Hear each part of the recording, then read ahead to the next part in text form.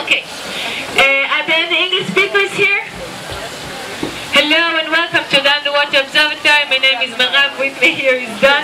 We are beautiful today, making sure all the animals are happy and very well fed. I'll do the explanation both in Hebrew and in English. יש לנו כבר צב קרני אחד צבא שרוצה לעלות ולהיות איתנו להגיש את האכלה. ברוכה הבאה, שלום לך. צב ים קרני, אבל בוא נכיר את שאר הדיירים בבריכה. יש לנו כאן צבי ים קרנים וצבי ים ירוקים. צבי ים ירוקים זה הצבים הגדולים עם הראש המחודד. פה נמצאת חנה, ברוריה, יוכבת, עוזי, זכריה מגיע עוד מעט, בבקשה, הנה זכריה.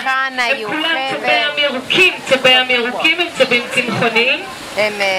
הניזונים בטבע מעצות בשדה ים. כאן אנחנו נותנים להם משהו קצת שונה, וזה החסה. למה חסה? אתם שואלים את עצמכם. לא נשארו הרבה עצות בים, אנחנו לא רוצים לאסוף את מה שנשאר. מצאנו תחליף מצוין, וזה החסה. למרות שהם אוכלים חסה ועצות, הם יכולים להגיע למשקל של 300 קילו.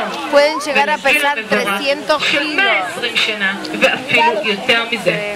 הצבים השניים בבריכה, הצבים הקרניים, כמו הגברת שעלתה כאן לעשות ככה טיול על האי, הם צבים טורפים בטבע, הם ניזונים מספוגים, אלמוגים רכים, חסרי חוליות למיניהם, וכמובן מדוזות או מדוזות זה אוכל אהוב על כל צבי הים. צבי הים הקרניים יכולים להגיע למשקל של 100 קילו ולגיל של בין 80 ל-90 שנה. We have two species of turtles in this pool, the green turtle and the hawksbill turtle. The green turtles are the bigger ones with the rounded head. You can see Hana over here, Broria, Yochevit, Uzi. They are green turtles. They're vegetarian in nature. They will feed on algae and seaweed. And here we give them lettuce as a substitute because there's not much algae left in nature. Although they eat lettuce and algae, they can weigh up to 300 kilograms and live more than 120 years. The other species of turtles are the hawksbills, like the one that you saw just now on the island. Those are hawksbill turtles. They're small and they've got pointed heads. They're predators. In nature, they will feed on sponges, soft corals, all kinds of invertebrates, and of course jellyfish, which is their favorite food. They can weigh up to 100 kilos and live to be between 80 to 90 years. היה יפה זה שדון ואני עומדות עליו נועד הנקבות הקרניות שלנו. בחודשי האביב זכריה שלנו מספרה את הנקבות. מספר שבועות לאחר מכן הנקבות עולות לאי הזה ממש.